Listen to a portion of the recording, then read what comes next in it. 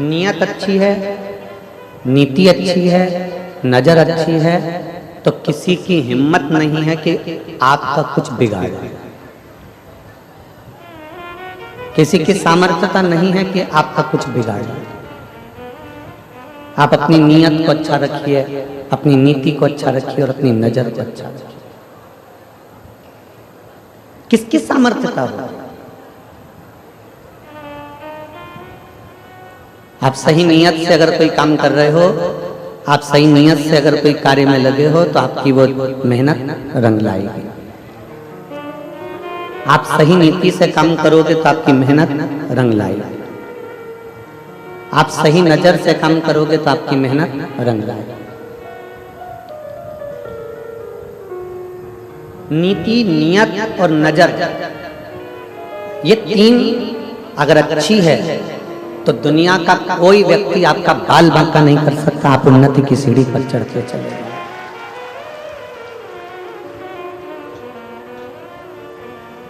जब हमारी नियत बेकार हो जाती है, हमने सोच लिया कि मेरे को ये बहुत मिल जाए, ये बहुत प्राप्त हो जाए, ऐसा हो जाए, वैसा हो जाए, तो फिर कहीं ना कहीं दुख झेलना पड़ता है।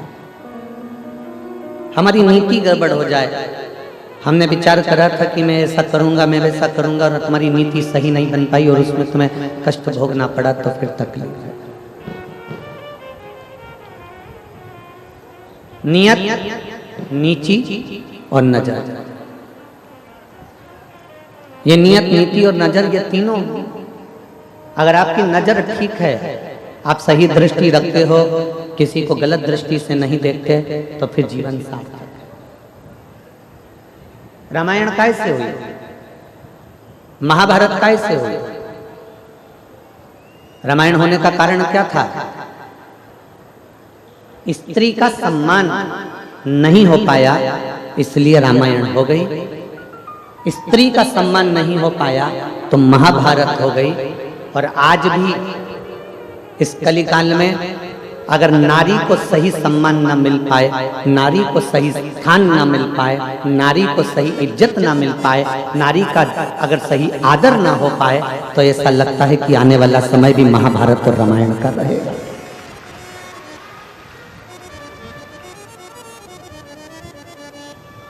रामायण होने का कारण क्या था? माता सीता को सम्मान नहीं मिला, एक स्त्री को सम्मान नहीं मिला, एक स्त्री को आदर नहीं मिला।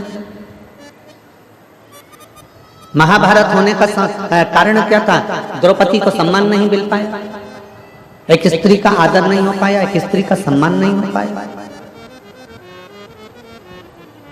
एक स्त्री का सत्कार नहीं हो पाया। उसमें भी ये तीन चीजें बिगड़ी थी। रावण की नियत बिगड़ गई थी, कौरवों की नीति बिगड़ गई थी, और जितने सभासद थे उनकी नजर बिगड़ गई थी। आप क्या देख रहे हो? आप क्या विचार कर रहे हो, क्या सोच रखते हो, क्या दृष्टि रखते हो, ये आपके ऊपर निर्भर करता है। आज छोटी छोटी बेटियों के साथ में, छोटी छोटी कन्याओं के साथ में, छोटी छोटी लड़कियों के साथ में, छोटी छोटी बेटियों के साथ में गलत कृत्य हो रहा है। उसका कारण केवल गलत चीजें मोबाइल पर देखी जा रही है, गलत विचार रखे जा रहे हैं, गलत नियत रखी जा रही है, गलत नीति रखी जा रही है और गलत नजर रखी जा रही है।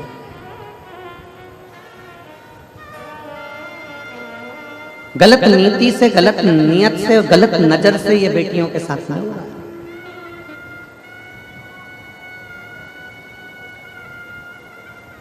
जो बेटियां अपने कंधे पर स्कूल का बैग भी सही से धारण कर कर नहीं जा सकती, वो इतनी इतनी सी बेटियों के साथ में गलत कृत्य हो रहा है। हमने पहले भी एक बार कथा में कहा था, उसके पीछे बहुत बवाल मचा था। हमारी बात का लोग विवाद बहुत जल्दी करते हैं। हमने पहले भी कहा था कि लंका का राजा रावण ने सीता को छुआ था। लंका के राजा रावण ने मां जानकी को छुआ और लंका लेकर गया। तो आज तक दशहरे पर, विजयदशमी पर पूरे भारत की भूमि पर रावण का पुतला जलाया जाता है। इस व्यासपीठ के माध्यम से मेरा इतना सा निवेदन है कि अब रावण को छोड़ो और जिस मोहल्ले में, जिस नगर में, जिस गांव में, जिस शहर में, जिस क्षेत्र में छोटी बेटियों के साथ गलत कृत्य हो रहा है, उनको लाकर चौराहे पर जला दिया है।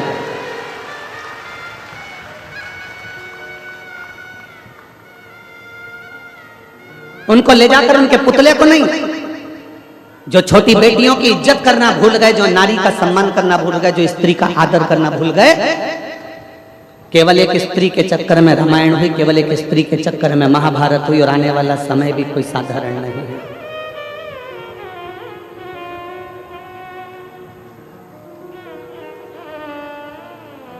अपनी बेटी की रक्षा, अपने घर की स्त्री की रक्षा अपने को स्वयं करना, स्वयं,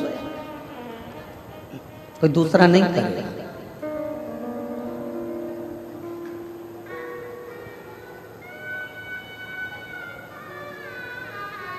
अपने घर की बेटी की रक्षा अपने को स्वयं करना पड़ेगा, कोई दूसरा नहीं करेगा। बेटी को अगर कॉलेज पढ़ने भेज रहे हो, बेटी को अगर स्कूल पढ़ने भेज रहे हो, तो निवेदन है अपने घर की बेटी को तलवार सिखाने भी जरूर भेजिए, एक भाला सिखाने भी जरूर भेजिए, डंडे चलाना भी जरूर भेजिए, कराटे चलाना भी जरूर भेजिए। उस बेटी को आत्मबल दीजिए। नियत, नीति और नजर, ये बर्बादी की ओर ले जा रहे हैं। कितना सुंदर परिवार है भगवान शंकर का। शिव जी की बेटी अशोक सुंदरी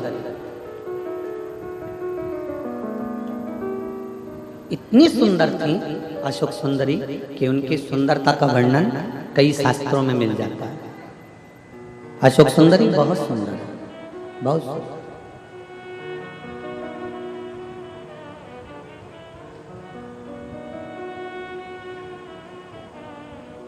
एक असुर राक्षस ने अशोक सुंदरी को देख लिया, बड़ी सुंदर थी देखते,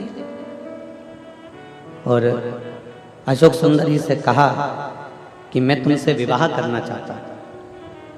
असुर कह रहा है, राक्षस कह रहा है, मैं तुमसे विवाह करना चाहता हूं। अशोक सुंदरी ने हाथ जोड़कर उस असुर से कहा कि देखो, मैं अपने माता पिता के बिना किसी अन्य वर को, अन्य पुरुष को, अन्य व्यक्ति को मैं देख नहीं सकता। उस असुर ने कहा कि तुम इस वन में घूम रही हो, तुम अपना कार्य कर रही हो, वन में घूम रही हो, तुम इस कार्य में लगी हो, तुम उस कार्य में लगी हो।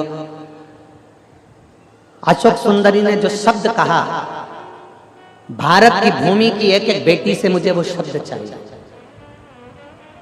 अशोक सुंदरी ने अपना शब्द कहा, सुन असुर, भारत में जन्म लेने वाली एक एक बेटी पढ़ेगी, भारत में जन्म लेने वाली एक एक बेटी आगे बढ़ेगी, भारत में जन्म लेने वाली एक एक बेटी नौकरी भी करेगी, पर भारत में जन्म लेने वाली बेटी आज संकल्प करती है कि शादी अपने माँ बाप की इच्छा से करेगी।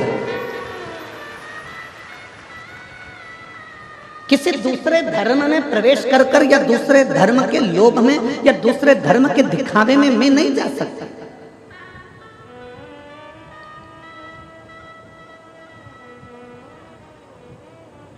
मैं दूसरे धर्म के दिखावे में नहीं जाऊंगी, मैं दूसरे धर्म के लोभ में नहीं जाऊंगी, मैं दूसरे धर्म के चक्कर में इधर उधर भ्रमण करने के लिए नहीं जाऊंगी, मैं दूसरे धर्म में प्रवेश नहीं करूंगी। अशोक सुंदरी जैसी प्रबलता चाहिए, शंकर भगवान के बेटी जैसी प्रबलता चाहिए।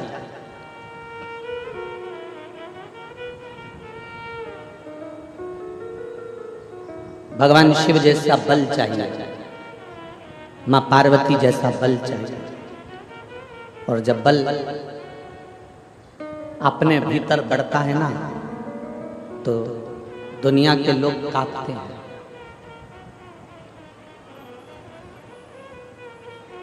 नियत सही रखिए, नीति सही रखिए और नजर सही रखिए। आप में से कई लोग ऐसे हैं, कई माताएं ऐसी हैं, कई मेरे जीजियां बेटी हैं, कई मेरे जीजा बेटे हैं, कई मेरी बेटियां बेटी हैं, कई मेरे बेटा बेटे हैं।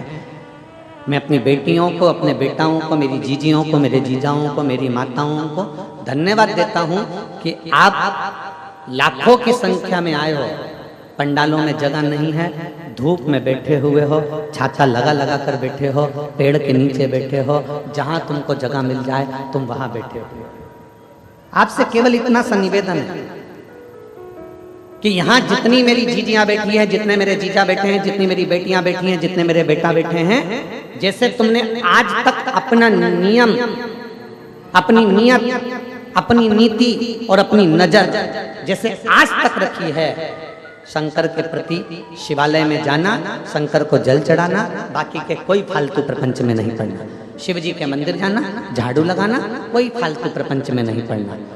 स्कूल जाना, अपनी विद्या अध्ययन करना, कोई फालतू प्रपंच में नहीं पड़ना। नौकरी पर जाना, अपना कार्य करना, कोई फालतू प्रपंच में नहीं पड़ना। ऐसा हमेशा के लिए बनाकर हमें अपना लक्ष्य चुनना, हमें अपना कार्य करना, हमें अपने लक्ष्य से दूर नहीं होना। हम अपने लक्ष्य से जिस दिन दूर हो जाएंगे उस दिन हमारे लक्ष्य तक नहीं पहुंच पाएंगे। यहाँ जितने बेटे बैठे हैं ना, और जितनी बेटियां बैठी हैं, उनसे निवेदन करूंगा, अपनी मेहनत को इतना बढ़ा लो, अपने कर्म को इतना बढ़ा लो, जिस विद्याध्ययन को कर रहे हो उसको चोग ना बढ़ा लो, इतना पढ़ो कि तुमने जो सोचा है और तुम्हारे माँ बाप ने जो सोचा है उनका स्वप्न पूरा हो जाए।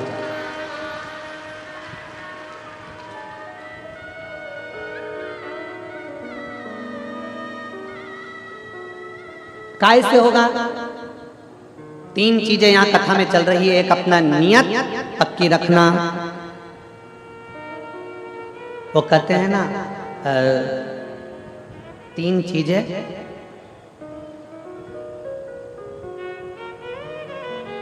बहुत खतरनाक होती हैं। आज आप लोग सब 3 चीज के पीछे पड़े गुरुजी हो। 3 चीजें बड़ी खतरनाक होती है। पहले नंबर पर शनि, दूसरे नंबर पर मनी और तीसरे नंबर पर दुश्मनी। कुंडली में शनि गड़बड़ कर जाता है, मन में मनी गड़बड़ कर जाती है और जीवन में दुश्मनी गड़बड़ कर जाती है।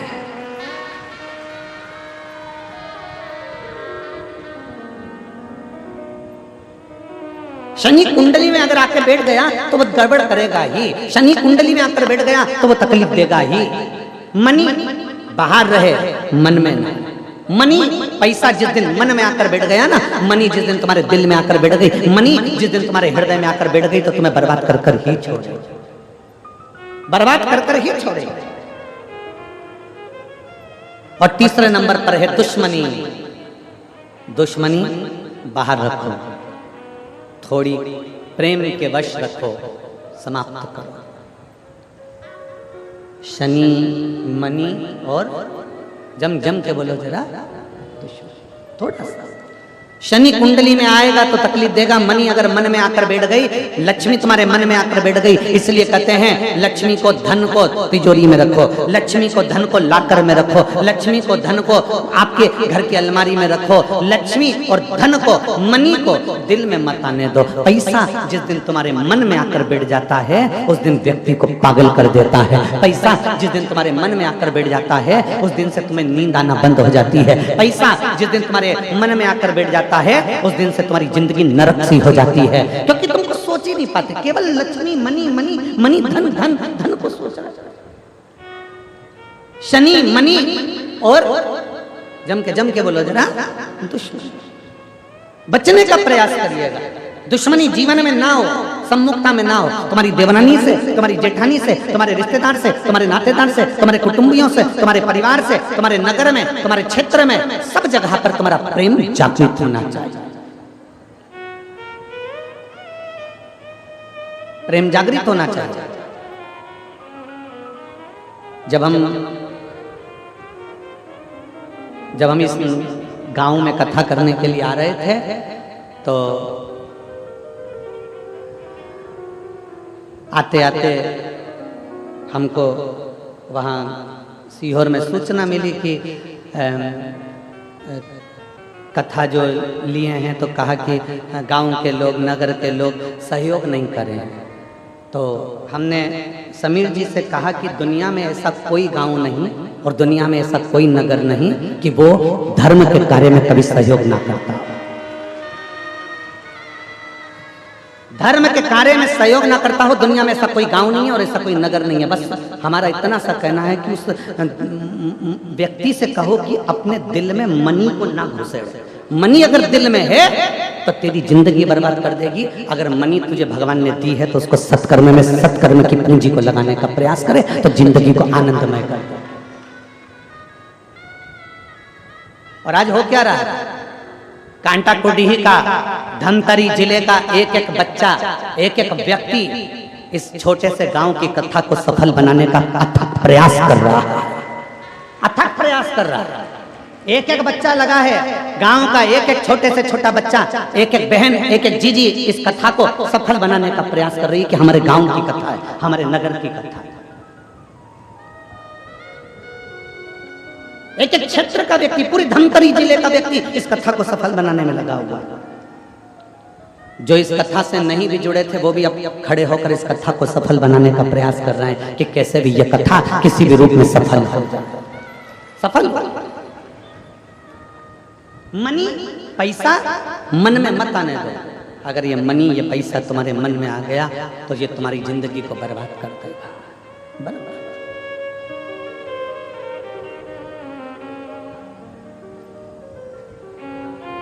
भीतर शिव भक्ति को, शंकर की भक्ति,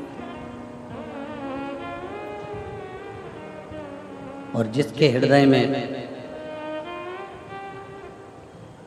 देखो ये शरीर है, इस शरीर का कोई ठिकाना नहीं रहता। आज चल रहा है, कल चले ना चले। आज मन लगा है, कल लगे ना ना, कल लगे ना ना। पूरी जिंदगी ऐसे ही निकल जाती है। बचपन होमवर्क में निकल जाता है। बोलो बोलो, जम के बोलो। बचपन जम के बोलो जरा, होमवर्क में निकल जाता है। जम के बोलो जरा, बचपन होमवर्क में निकल जाता है। जवानी होम लोन में निकल जाती है और बुढ़ापा अलोम और विलोम में निकल जाता है।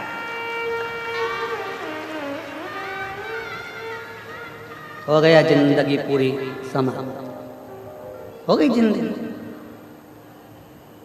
पूरा बचपन निकल गया। होमवर्क कर, होमवर्क कर, होमवर्क कर, माँ कूटे, बाप कूटे, सब कूटे, होमवर्क कर, होमवर्क कर, होमवर्क कर।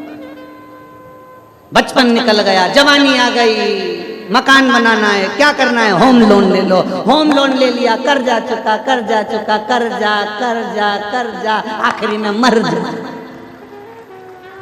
चुका चुका के मर गए। जिस फ्लैट को लोन से खरीदा था उसी में लेट गया, उसी में लेट गया। बचपन में होमवर्क, जवानी में बोलो बोलो जम के होम लोन, और बुढ़ापे में अलोम और विलोम, और फिर जिंदगी समाप्त। छोटा सा जीवन दो चुटकी में चला। और फिर आखिरी में हुआ क्या? परमात्मा के पास गए तो उससे बोला, क्यों रे नीचे गया था, क्या करा? तो क्या करा ना, नीचे मैंने होमवर्क करा, होम लोन करा, फिर अलोम और विलोम करा, फिर क्या करा?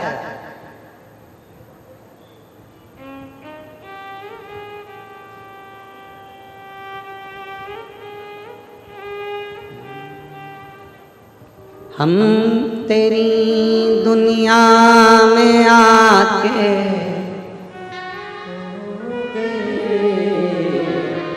हम तेरी दुनिया में आके खो गए,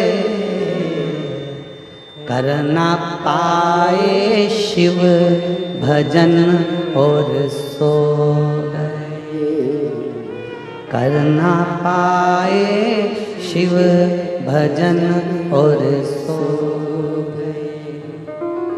हम तेरी दुनिया में आके खो गए, हम तेरी दुनिया में आके खो गए, कर ना पाए हरि भजन और सो गए, कर ना पाए शिव भजन और सो गए। हमारा पूरा जीवन हमने ऐसे ही खो दिया, पूरा जीवन।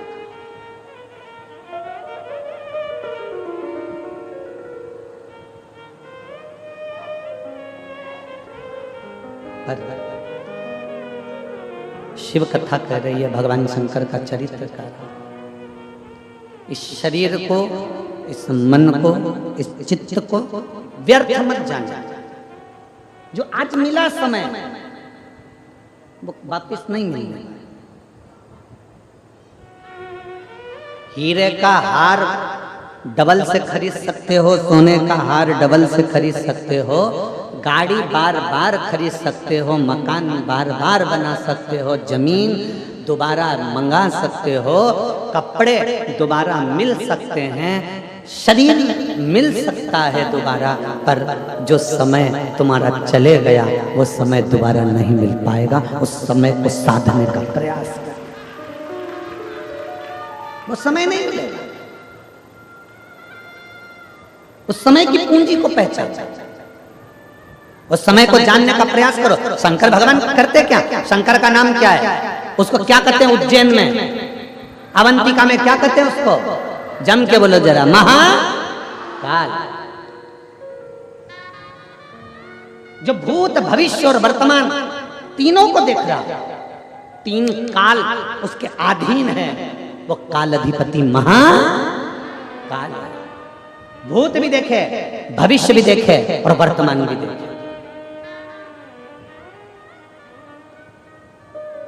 हम शंकर जी को जल क्यों चढ़ाते हैं? हम शंकर भगवान का भजन क्यों करते हैं? क्यों सियोर वाला महाराज पीछा पकड़ के बैठा हुआ है कि शंकर को 1 लोटा जल चढ़ाओ, 1 लोटा जल चढ़ाओ, 1 लोटा जल चढ़ाओ, 1 लोटा जल चढ़ाओ? क्यों पीछा पकड़ के बैठा है? उसका कारण है कि भूत भविष्य और वर्तमान 1 लोटे जल से शंकर संवार देता है, शिव सुधार देता है।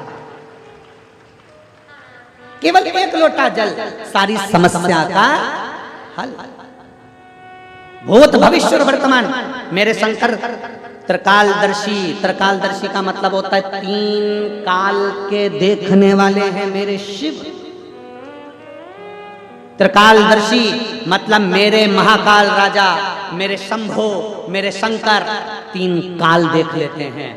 भूत भविष्य और वर्तमान तीनों कालों पर उसकी दृष्टि रहती है। इसलिए जल चढ़ाने वाले के ऊपर मेरे शंकर अपनी तीनों निगाह रखते हैं, क्योंकि उसके 3 नेत्र हैं। वो भूतकाल, वो भविष्य काल, वो वर्तमान काल सब देख रहा है। उसको मालूम है इसका पुराना समय कैसे बीता, उसको मालूम है इसकी पुरानी जिंदगी कैसे बीती, इसने कितना पाप करा, कितना पुण्य करा, कितना सत्कर्म करा, क्या करा, उसको मालूम है। उसने भूतकाल देख लिया, उसने भविष्य आगे का भी देख कर रखा उसने कि इसका जीवन क्या है, इसको कितना दुख मिलेगा, कितनी तकलीफ मिलेगी, कितना गाड़ी मिलेगा, कितना बंगला मिलेगा, क्या सुख मिलेगा, उसने ये भी देख कर रखा है। वर्तमान में इसके साथ क्या हो रहा है वो भी उसने देख कर रखा है। इसलिए शिव महापुराण की कथा कहती है, भगवान शंकर की कथा कहती है, वेद व्यास जी कहते हैं शिव पुराण में 1 लोटा जल जब हम चढ़ाते हैं, शंकर के 3 नेत्र हमारा भूत भविष्य और वर्तमान संवार देते हैं, हमारा जीवन संवार देते हैं।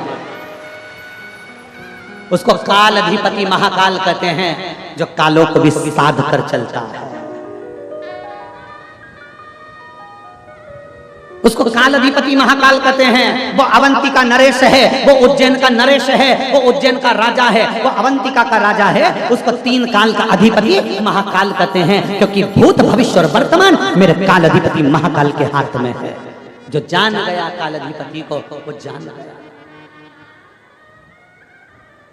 कहीं जाओ मत, पृथ्वी को खोद कर देखोगे ना, कोई मूर्ति मिले ना मिले, पर पृथ्वी को खोदने पर पूरी पृथ्वी को खोदोगे तो शंकर का शिवलिंग जरूर मिलेगा, क्योंकि ये भूमि उसी शिव की है। और केवल भारत से मतलब नहीं कि भारत खोद कर देखिए, तुम्हारी मर्जी पड़ा है। जिस देश को खोद कर देखोगे, जमीन को, जिस देश की मिट्टी को खोद कर देखोगे, उसमें से शिवलिंग ही निकलेगा, शंकर ही निकलेगा, शिव ही प्राप्त होगा। और दुनिया के लोग कितना भी सनातन धर्म को नीचे दबाने का प्रयास कर लें, दुनिया के लोग कितना भी हिंदू धर्म को नीचे दबाने का प्रयास कर लें, ये सनातन धर्म, मट्टी भी खोदोगे तो सनातन ही निकलेगी, और अगर जल भी निकालोगे तो सनातन ही निकलेगा। और हर व्यक्ति के जीवन में सनातन धर्म ही प्रकट होता है, कितना भी उसको बर्बाद करने की सोच। और सोचा, अभी अभी आप लोग टीवी पे न्यूज देख रहे होंगे कि तिरुपति में, तिरुमाला में, तिरुपति के उस पवित्र मंदिर में अष्ट बैकुंठ में से एक बैकुंठ है तिरुपति बालाजी। भू बैकुंठों में से, पृथ्वी पर 8 बैकुंठों में से एक बैकुंठ माना जाता है तिरुपति बालाजी को। अष्ट बैकुंठ में से एक बैकुंठ तिरुपति बालाजी के उस मंदिर में केवल उसका अधिपति बनाकर, उस ट्रस्ट का अधिपति बनाकर एक क्रिश्चियन को बिठा दिया। और उसने क्या करा कि लड्डू जो प्रसादम बनता है, उस प्रसादम में देखा जाए तो उसमें कहीं मछली का तेल, कहीं भी ना जाने क्या क्या उसमें डाल दिया गया। और आज पूरे भारत में बवाल मचा हुआ है। क्या होगा? ज्यादा से ज्यादा उसको कुर्सी से उतार दोगे, क्या होगा? ज्यादा से ज्यादा उसको नीचे पटक दोगे, क्या होगा? ज्यादा से ज्यादा उसको सजा दे दोगे, क्या सजा? जो आज पूरा सनातन धर्म का व्यक्ति, भारत की भूमि का एक एक व्यक्ति तिरुपति दर्शन करने जाता है तो लड्डू लाता है, घर के लोगों को देता है, बच्चा बच्चा खाता है। जिसके घर में कभी एक अंश मात्र भी गंदा सामान नहीं आया, जो परम भगवतीय वैष्णव थे, उनका भी वैष्णव धर्म नष्ट कर दिया उसने कुर्सी पर बैठ, उनका भी सनातन धर्म भ्रष्ट कर दिया उसने कुर्सी पर बैठकर।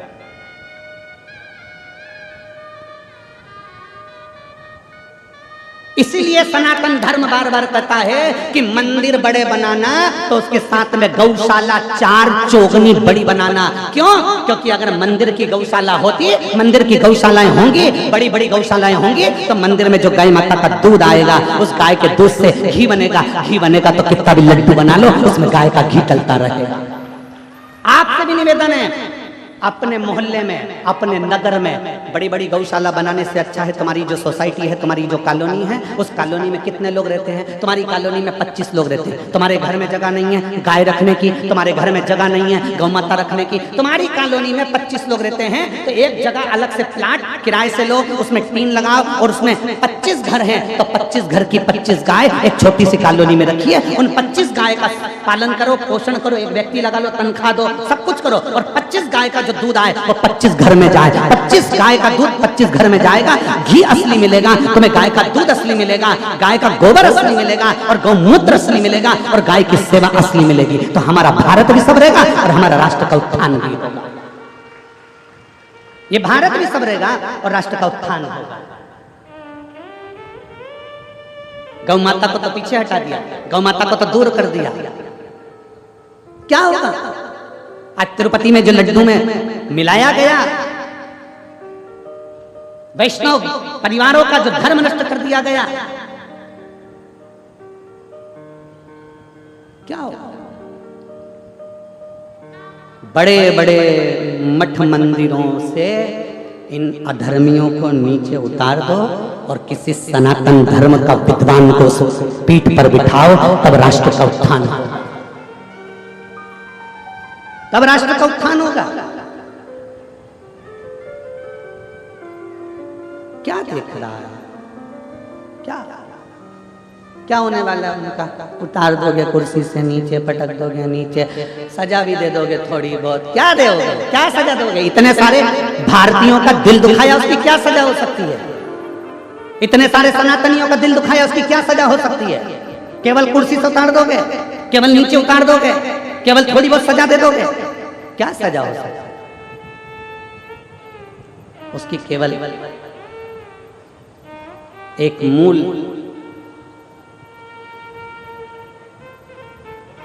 सबसे मूल एक ही चीज हो सकता है कि आने वाले समय में सनातन धर्म को रक्षा करने के लिए सनातन धर्म का रक्षा का एक बोर्ड बनाया जाए, जिससे सनातन धर्म की रक्षा हो जाए और पूरा मठ मंदिर सब सनातन धर्म की रक्षा के अंतर्गत आ जाए। उसको संवारो, उसको सुधारो।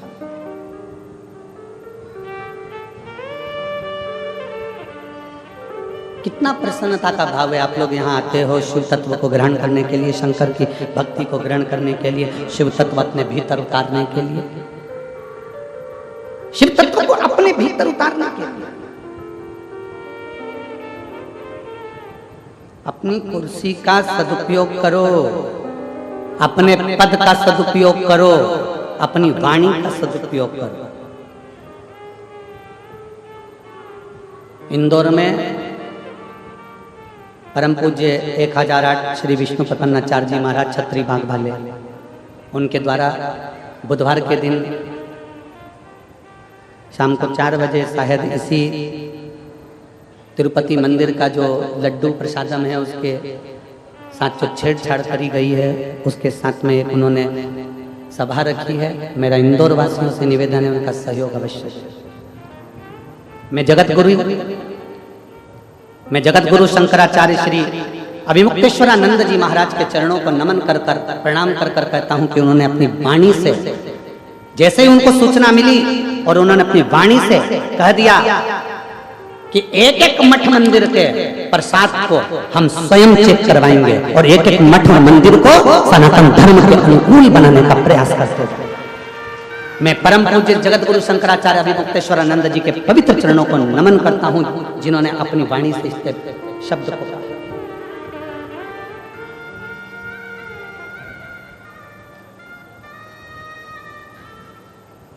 और जागो कि जागो तो एक बार हिंदू जागो, तुम जागो एक बार, जागोने का प्रयास करो।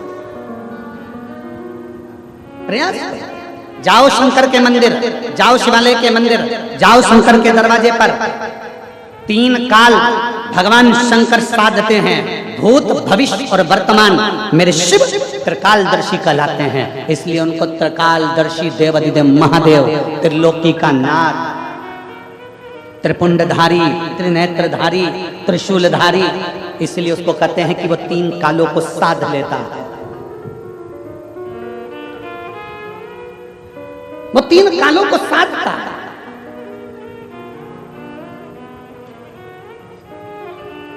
उसको साध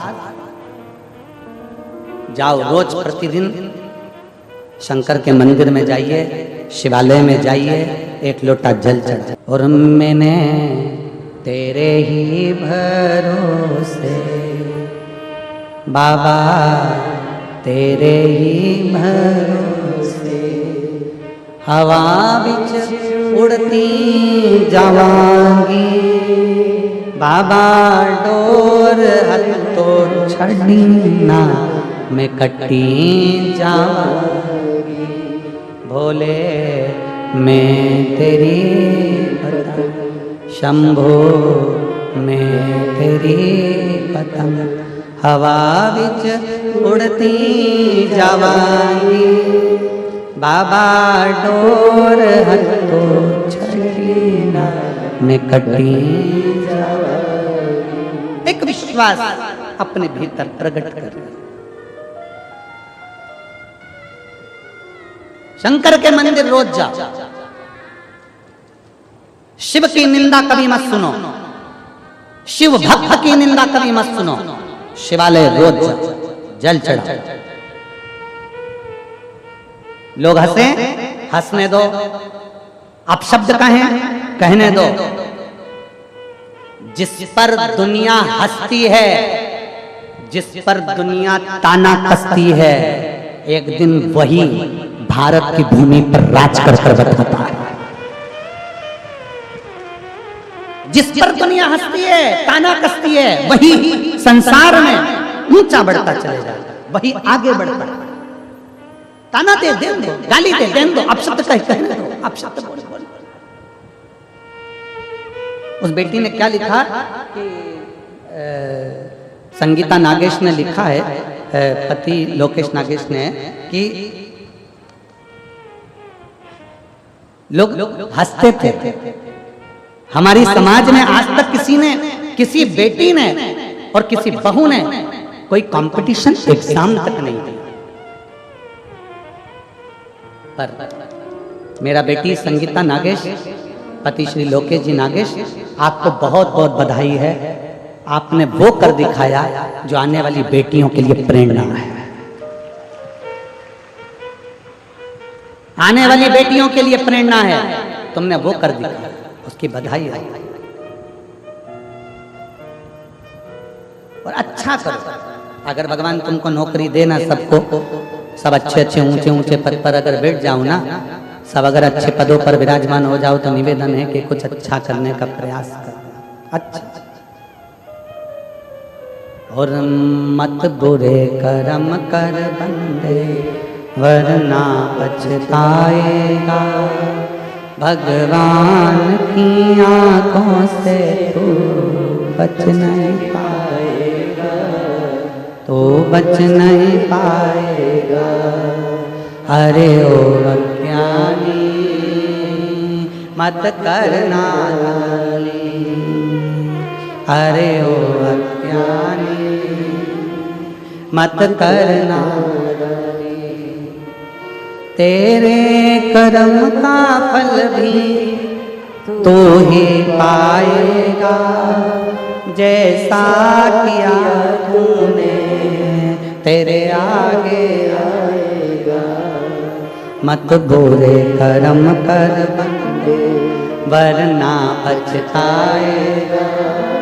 भगवान की आंखों से तू बच नहीं पाएगा, तू बच नहीं पाएगा।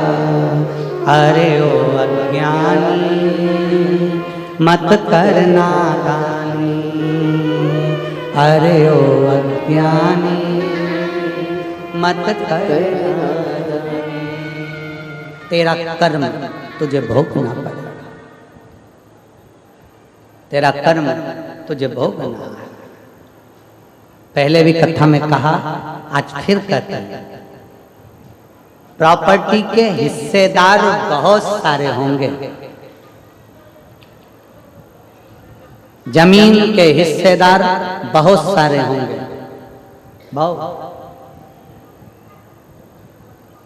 प्रॉपर्टी के हिस्सेदार बहुत सारे होंगे, जमीन के हिस्सेदार बहुत सारे होंगे, तुम्हारे घर के जायदाद के, तुम्हारे वस्त्र आभूषण के हिस्सेदार बहुत सारे होंगे। पर शिव महापुराण की कथा कहती है, तुम्हारे कर्म का भोग भोगने का कोई हिस्सेदार नहीं होगा, तुम्हें अकेले भोगना पड़ेगा, अकेला भोगना पड़ेगा, कोई दूसरा नहीं भोगने वाला। इसलिए 16 श्राद्ध में, पितृपक्ष में, सारी कथाओं में संत साधु ब्राह्मण गुरुजन संत जन तपस्वी जन साधक जन उपासक जन चिल्ला चिल्ला कर कहते हैं कि सत्कर्म करो। ये 16 दिन मिले हैं, दान पुण्य भजन कीर्तन करो।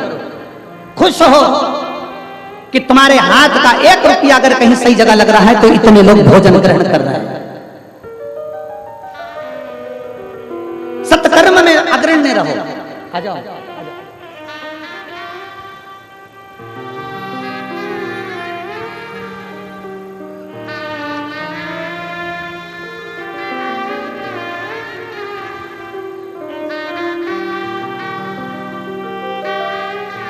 लक्ष्मणतीन बाई निषाद, बेटी को 10 साल से मिर्गी आती थी। बाबा की कृपा से 1 साल से मिर्गी बंद हो गई। ये शिव कृपा।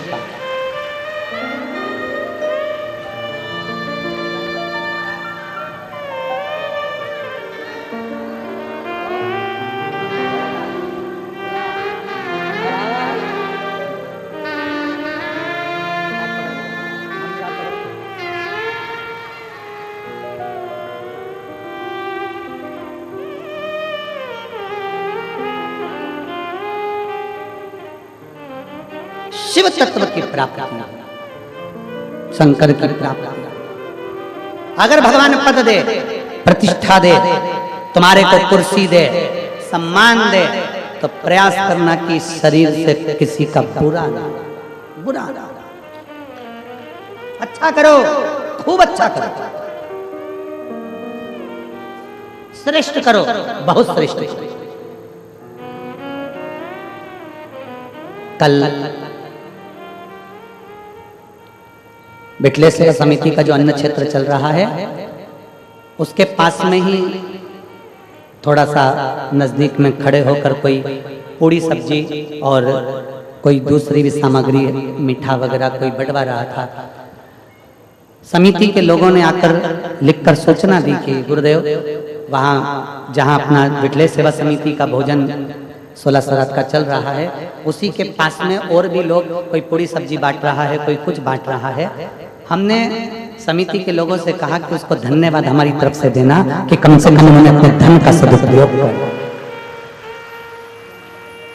ये 16 दिन श्राद्ध में उन्होंने अपने धन का सदुपयोग करा। इस वनवासी क्षेत्र में आकर थोड़ा सा अन्न भाग देकर उन्होंने ये आनंद विषय प्राप्त करा।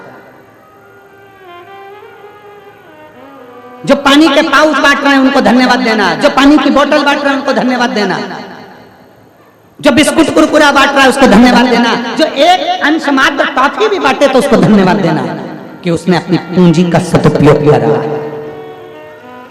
पूंजी का सदुपयोग करा।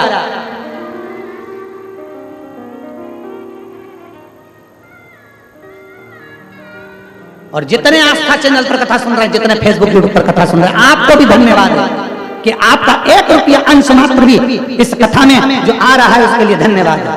आप श्राद्ध पक्ष में जो सुख आपने प्राप्त किया उसके बराबर कोई सुख नहीं, किसी न किसी रूप में आप। तो जितने यहाँ पर कहीं ना कहीं किसी न किसी रूप में कोई पूरी सब्जी बांट रहा, कोई कुछ बांट रहा, कोई कुछ बांट रहा, उनको साधु था हमारी तरफ से, बहुत बहुत साधु, बहुत बहुत साधु। अजब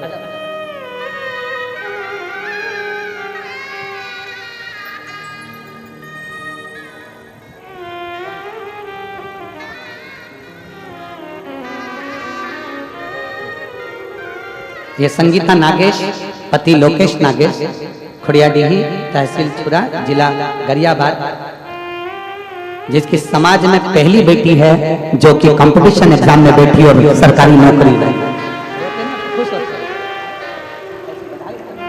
रोना नहीं, आंसू पोंछो और खुश हो कि आपने प्रेरणा दी है बेटा। भारत की एक एक समाज की बेटियों को आपने प्रेरणा दी। आंसू पोंछो, बहुत बहुत खुश।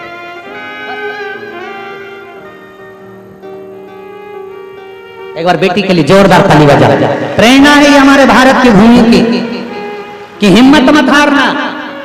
बेटी ने लिखा 2022 से सरकारी नौकरी की तैयारी कर रही हूं, पर आपकी कथा ने मुझे बल दे दिया और मैं मान गई कि मेरी नौकरी लगेगी ही।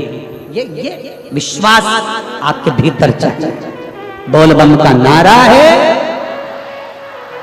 बाबा, ये बोल कुबरेश्वर महादेव की, बोल रुद्रेश्वर महादेव की। ये हमारे भीतर का बल है जो हमें प्रकट करना। अपने भीतर किसी पर आश्रित हो ना हो, उस परमात्मा पर आश्रित होइए। एक लोटा जल जब हम बाबा को समर्पित करते हैं तो हमारे जीवन का एक कल बदलता है।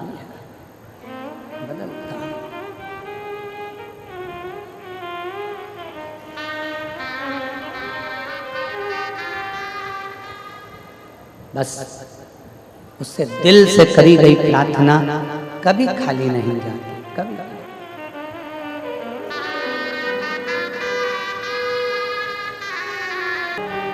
दिल से बाबा को निवेदन करिएगा, सब साथ में बोलना, आनंद के साथ बाबा से प्रार्थना करिएगा।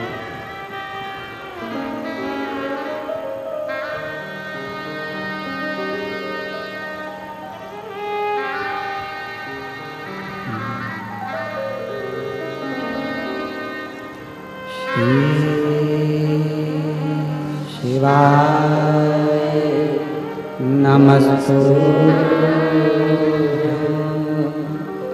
श्री शिवाय नमस्तुभ्यं, श्री शिवाय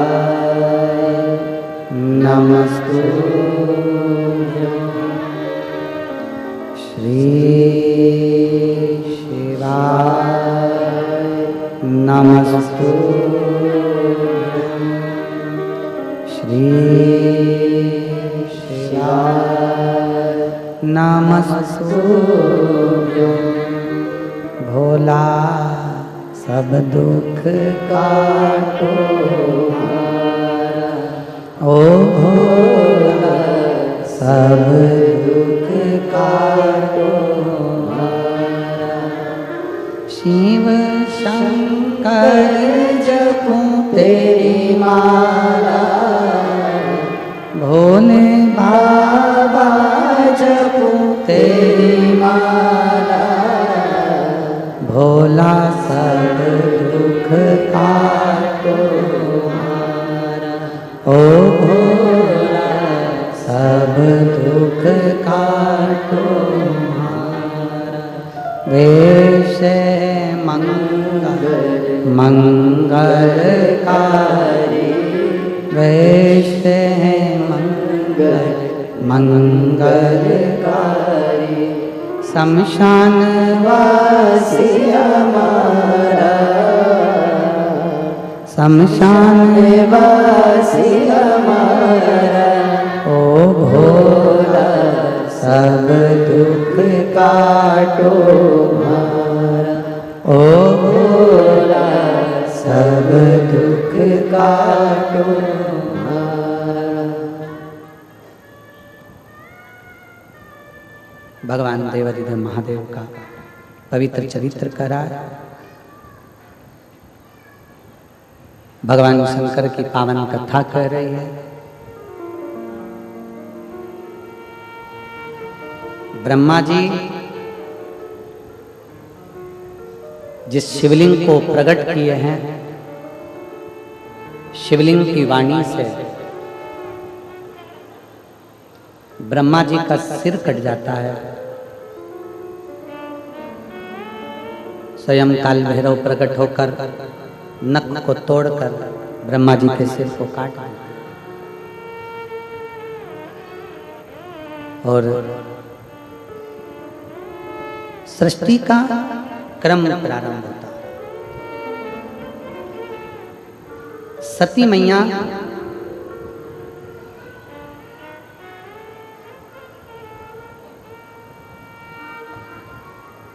माता प्रसूति के गर्भ से प्रकट हुई।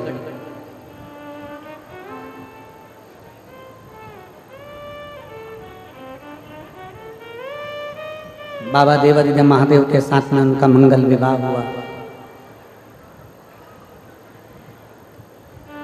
पिता के घर में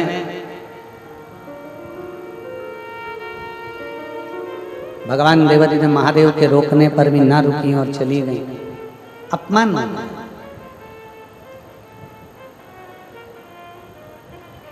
शिव महापुराण की कथा कहती है कि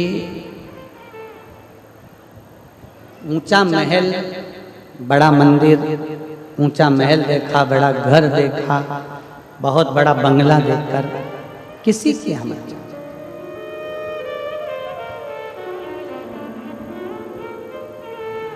छोटे से मकान में भी अगर दिल बड़ा है ना, छोटे से मकान में भी अगर मन बड़ा है तो उसमें भी आनंद है, उसमें भी आनंद। हम रिटर्न बढ़ाई थोड़ा सा। हम ये कांटा कोडी इस ग्राम में जहाँ रुके हैं चौधरी जी के घर पर, पूरा परिवार उस मकान को खाली कर कर दूसरे मकान में चला गया। और जैसी गांव के हिसाब से व्यवस्था कर सकते हैं उससे अच्छी व्यवस्था चौधरी परिवार ने करी। उनको बहुत बहुत साधुवाद। जो बन सकता जैसा कर सकता। मिलना तो हमारा किसी से होता नहीं, आप लोगों को मालूम है कि हम मिलते नहीं। मिलने के मामले में बिल्कुल पीछे। चौधरी परिवार से भी आप पूछ सकते हो, उनके घर में रुकना हुआ, पर चौधरी परिवार का कोई बच्चा हो, कोई पुरुष हो, कोई माँ हो, कोई जीजी हो, कोई बेटी हो, किसी से हमारी बात मिलना।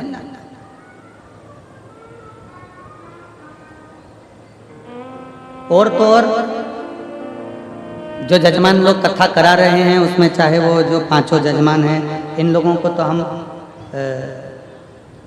ये एक हैं लाखोटिया जी, ये तो हमको 2 बार मिल चुके हैं, पर ये दिनेश चंद्र प्रभा देवांगन जी हुए, कोमल तुलसी पटेल जी हुए, रोहित मरकाम जी हुए, सुरेश सिन्हा जी हुए, इनका तो हमने देखा भी।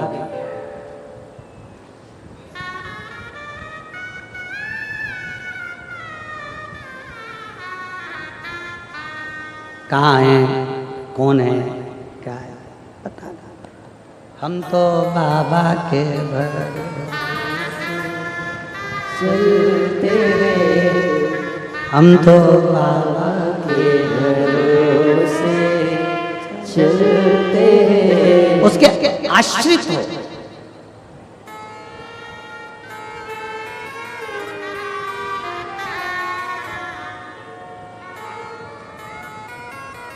यजमान बने हो, कथा में बैठे हो, और आप जितने इस पवित्र प्रांगण के पंडाल में बैठकर कथा सुन रहे हो, हम तो भोलेनाथ जी से केवल इतनी प्रार्थना करते हैं कि ये जितने भी हैं, अगर दिल से आपकी सेवा में लगे हैं ना बाबा, तो दिल से इनकी झोली भी खुशियों से भर दो। दिल से अगर लगे हैं, दिल से,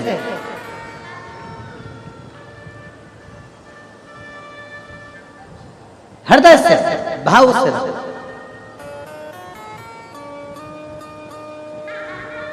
उसके आश्रित होकर चलते, उसके आश्रित।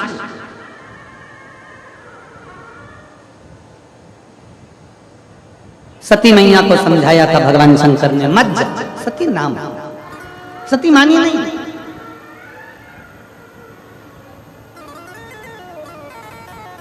चली गई अपने पिता के घर में, और पिता के घर में गई तो माँ तो सबका सम्मान था, पर माता सती का कोई सब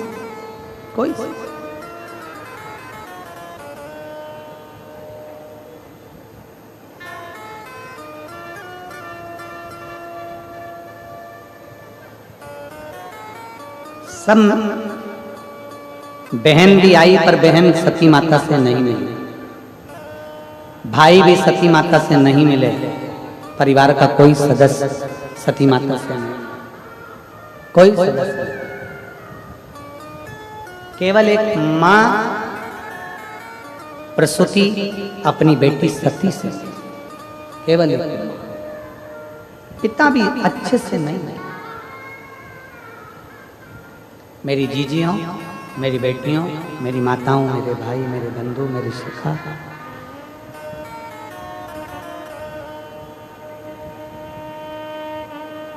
श्राद्ध पक्ष के अंदर एक बात जरूर कहेंगे, संसार की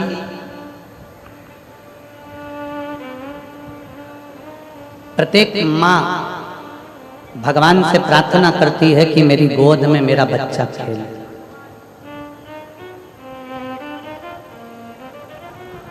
दुनिया की ऐसी कोई माँ नहीं है जो भगवान से प्रार्थना नहीं करती कि मेरी गोद में मेरा बच्चा ना खेले।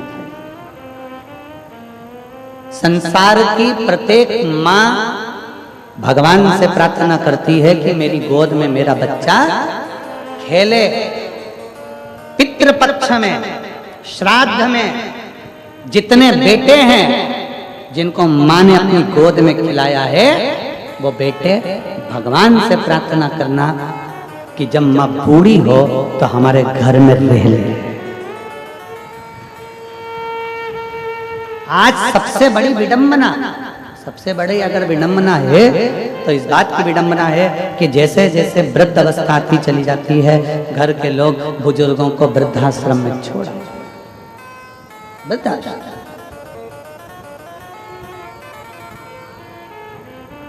हर माँ ये चाहती है कि बच्चा मेरी गोद में खेले, उसी तरह हर बेटे को चाहिए कि मेरी माँ मेरे घर में रह ले, मेरी माँ मेरे घर में रहे।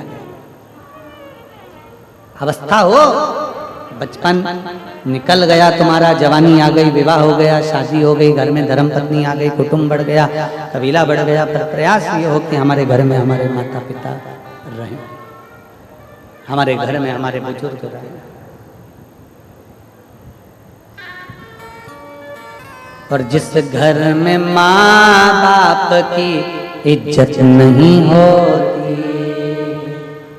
जिस घर में माँ बाप की इज्जत नहीं होती, उस घर में देखना कभी बरकत नहीं होती, उस घर में देखना कभी बरकत नहीं होती।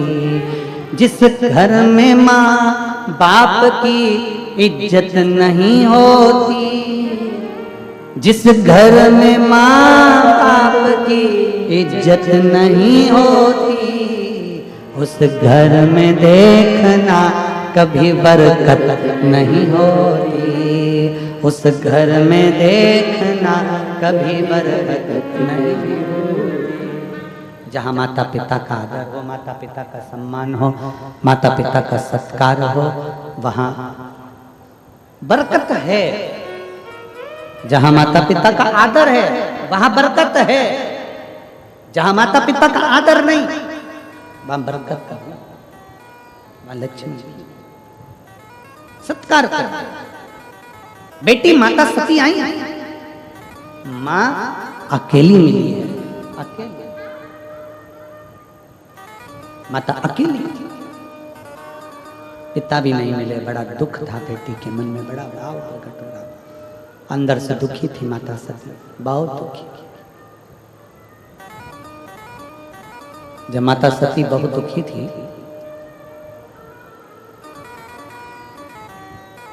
देखा कोई मिल भी नहीं रहा, कोई। कल कथा में एक बात कही थी, सबने सुनी थी, स्मरण किया था। भोजन नहीं पचेगा तो बीमार कर देगा, बोला था, बोलो तो जम के, ठीक है। धन नहीं पचेगा तो क्या बना देगा, अहंकारी बना देगा, सुना था। बात नहीं पचेगी तो चुगल चोट्टा बना देगी, कहा था। अरे बोलो तो, छत्तीसगढ़ वाले एकदम चुप कैसे हो गए, मेरे को समझ में नहीं आया। सुना था, हाँ तो आवाज तो आओ, तुम्हारी आवाज निकालो, क्या बात है। भोजन नहीं पचेगा तो बीमार कर देगा, धन नहीं पचेगा तो अहंकारी कर देगा, और बात नहीं पचेगी तो चुगल चोर बना देगी। बस यही बात है। दक्ष प्रजापति के भीतर इतना अभिमान आ गया था, जब वैभव था, सत्ता थी, सब कुछ था, तो अभिमतता बढ़ गई, उसका अहंकार बढ़ गया, उसका अहम बढ़ गया। जब अभिमान बढ़ता है ना, अपने भी नहीं सुहाता, अपने भी, दूसरे की तो जाने दो, अपने भी ठीक नहीं लगते। कभी कभी तो पत्नी भी कह देती है अपने पति से, कभी कभी पत्नी पति से कह देती है, क्या बात है, इतनी अकड़ क्यों रहो, शांति से आराम से रहो, बच्चों से स्नेह करो, परिवार में प्रेम करो, आपस में स्नेह बस रहो, धन दौलत संपदा तो सब अपनी जगह पर, ये सब अपनी जगह पर। आप प्रेम वश रहिए, स्नेह वश रहिए, आनंद वश रहिए, ये तो सब चलता ही रहता है, ये सब चलेगा, पर आप स्नेहवश तो रहिए। दक्ष प्रजापति का अभिमान, दक्ष प्रजापति की अभिमतता सम्मुख में प्रकट हो गई, और दक्ष प्रजापति की जब अभिमतता प्रकट हुई, तब उस अभिमतता के तहत दक्ष प्रजापति के भीतर जब अभिमान, दक्ष प्रजापति के भीतर जब अहंकार प्रकट हुआ, सती मैया को बोल दिया, मैंने जब तुम्हारे यहाँ पत्र नहीं भेजा तो तू आई क्यों, क्यों आई। शिव महापुराण की कथा कहती है, परमात्मा के दरवाजे पर, पिता के दरवाजे पर, गुरु के दरवाजे पर बिन बुलाए भी चले जाओ, कथा सत्संग में बिन बुलाए भी चले जाओ, शिव महापुराण की कथा कहती है, जाओ। पर यदि गुरु के घर में कोई कार्यक्रम है, पिता के घर में कोई कार्यक्रम है, मंदिर देवालय शिवालय के अंतर्गत कोई विशेष फंक्शन है और मालूम पड़े भीड़ की अवस्था बहुत है, तो प्रयास करो कि भाई कोई आमंत्रित करे तो मैं पहुंच जाऊं। घर में पिता के घर में जाने की मना नहीं है, पिता के घर में खूब जाओ। पर कोई फंक्शन है, तुम्हारे ऊपर के स्पीकर नहीं चल रहे हैं क्या? ये ऊपर वाले तुम्हारे पिता के घर में जरूर जाओ, पिता के पास जरूर पहुंचो, जाओ पिता के पास में। पर पिता के घर में अगर कोई कार्यक्रम है, पिता के घर में अगर कोई कार्य चल रहा है, तो फिर सोच कर जाना कि मुझे पत्र आया कि नहीं, फिर विचार कर जाना कि पत्र पहुंचा कि नहीं पहुंचा। फिर पत्र पहुंचे तब पत्र तुम्हारे पास पहुंचे तो पहुंचे।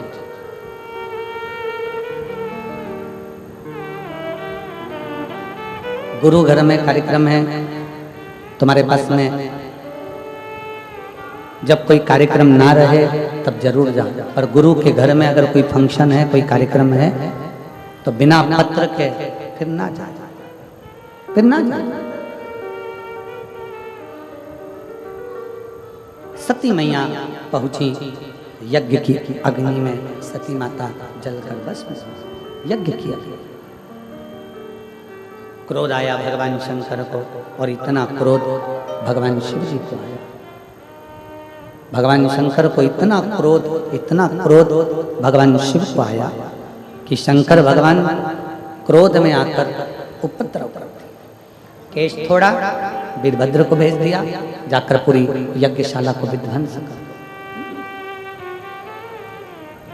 पूरी यज्ञशाला विध्वंस कर दी जाए। यज्ञशाला विध्वंस हो गई।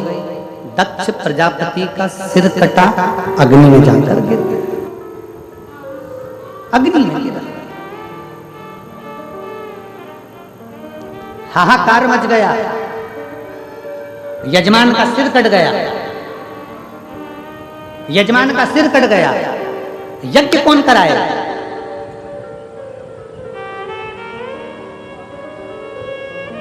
अहंकार जब बहुत बढ़ जाता है, व्यक्ति को तीन चीजें बर्बाद कर देती है, एक लोभ, एक अहम और एक वासना। ये तीन चीजें व्यक्ति को बर्बादी की ओर लेकर चले जाते हैं। जब व्यक्ति के अंदर लोभ जागृत हो जाता है, जब उसके अंदर लोभ जागृत हो जाता है, तो वो बर्बाद हो जाता है, तब वो बर्बादी का सिरा पकड़।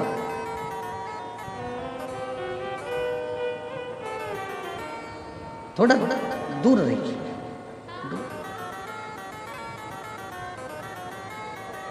थोड़ा देवताओं ने आकर भगवान शंकर से विनती करी, भोले बाबा इस यज्ञ को पूर्ण कराइए। शंकर भगवान ने कहा, दक्ष प्रजापति का तो सिर कट के अग्नि में गिर गया, दक्ष प्रजापति का सिर जब अग्नि में चले गया तो यज्ञ कैसे पूर्ण होगा? आप सब कुछ कर सकते, जो कोई नहीं कर सकता वो आप कर सकते, आप कर सकते। भगवान देव अधिदेव महादेव भगवान शंकर को पूर्ण परमेश्वर कहा गया। पूर्ण परमेश्वर,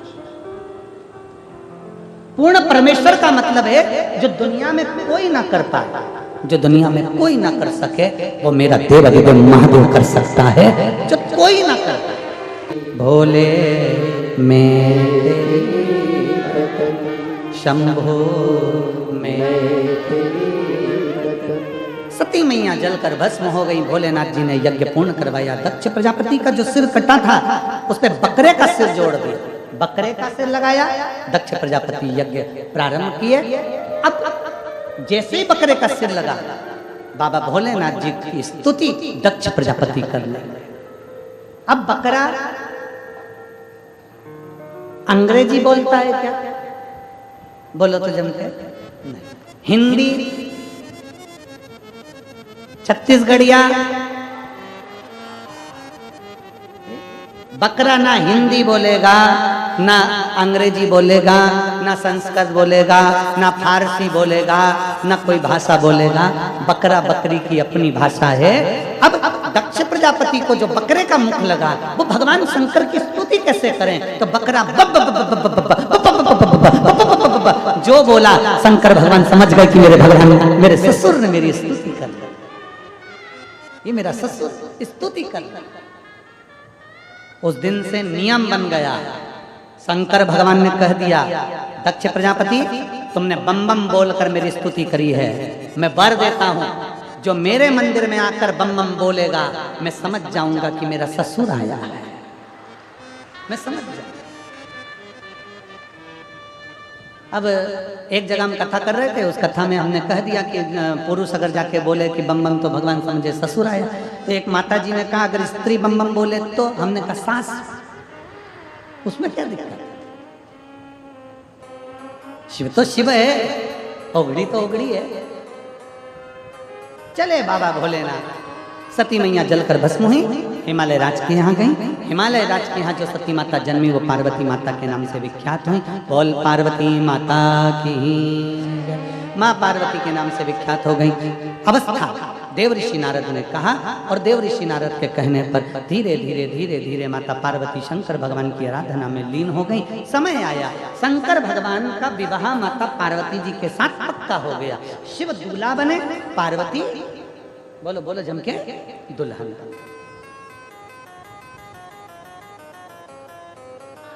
हमारे मध्य प्रदेश में दूल्हे को बना कहते हैं और दुल्हन को बनी कहते हैं। छत्तीसगढ़ में यहां पर भी बोलते होंगे ना बन्ना बन्नी। अरे बोलो तो जम के बोलते हैं। शादी में रात को मेरी जीजियां ढोलक पीट पीट के गाती हैं, बन्ना जी बन्ना जी बन्ना जी, बन्नी जी बन्नी जी, बन्ना जी दिल्ली जाना जी, वहां से लहंगा लाना जी। ऐसा गा रहे, दूल्हे को बना, दुल्हन को बनी। क्यों कहते हैं बना जी बना जी बना जी? लड़के क्या कहते हैं बना जी, और लड़की क्या कहते हैं बनी जी। दोनों को चिल्ला चिल्ला कर कहते हैं बना जी बनी जी, दोनों को कहते हैं। दूल्हे को इसलिए कहते हैं कि जैसी भी मिले बनाकर चलना जी, इसलिए बना जी। और दुल्हन को कहते हैं बनी जी बनी जी, कितनी भी लड़ाई हो वहीं बनी रहना, झगड़ के मायके मत आना, तो बनी। दूल्हा को कहते बना और दुल्हन को कहते बनी, और दोनों में ही बनी तो काय का बना और काय की बनी। बने तो समझो बना और बना।